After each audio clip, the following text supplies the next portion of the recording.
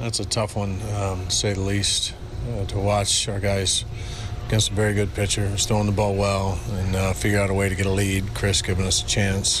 Thought he threw the ball very well today. Had a couple that ended up with the home runs, but he just kept making good pitches. I thought he got almost better as he went, executing everything. The breaking ball was really good, giving us a chance, and unfortunately some mistakes late, but that fifth inning was impressive to watch, where we get 2 quick outs and all of a sudden the guys start putting together really good at-bats, one right after the other, and hustle by MJ down the line, and we get opportunity to Witt into a 2-strike count, and then and Salvi being Salvi and just reminding us how special he is.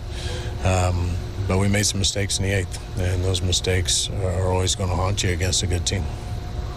In that 8th inning, how much, obviously Barlow wasn't quite as sharp as sometimes we've seen him, but there was mistakes behind him too. So what do you take out of that 8th inning? Yeah, I guess the first guy out, which is a chore in itself, right, after what we saw last night.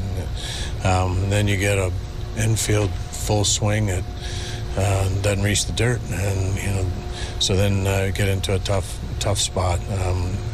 Got a ground ball that we make, and wasn't made, and another spot where I didn't think he got over to cover for himself, but yeah, he actually fell down.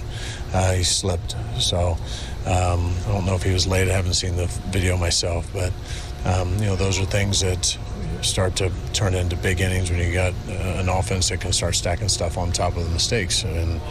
But he made some good pitches, but then he got down and then got deep into his pitch count, and they started taking better swings. But that's the guy we want in that situation, in that part of the lineup. Michael had 3 hits today, 2 of which came against Cole. What did you see from him in this moment? Like you talked about yesterday about the young players and what this environment means. What have you seen from him so far in the first 2 games of this series?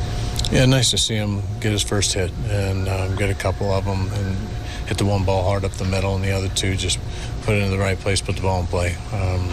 But we really haven't been able to see too much of him defensively, and it's always a tough task for a young player to come in here.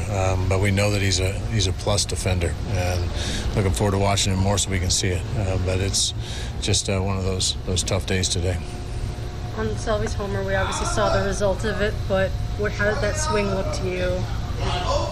Like his injury was? Yeah, I think it's behind him, and we've been watching him hit here for about a week, and it's just different than most people can do. And the way the ball comes off his bat, you can tell he's feeling strong, he's feeling confident, and he wanted to do something big, and he did it.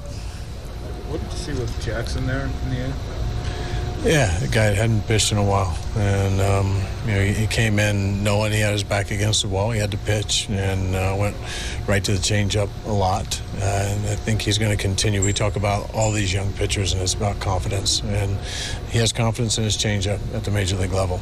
He does not yet, in my mind, have confidence in a 98-mile-an-hour fastball or in his slider, and both of them are good pitches. And so that comes with time and experience and opportunities. We needed him to come in and get a couple more outs, but unfortunately, to a very good hitter, he became a little predictable. And with that changeup left up in this park, that ball to right center is not going to stay in the park.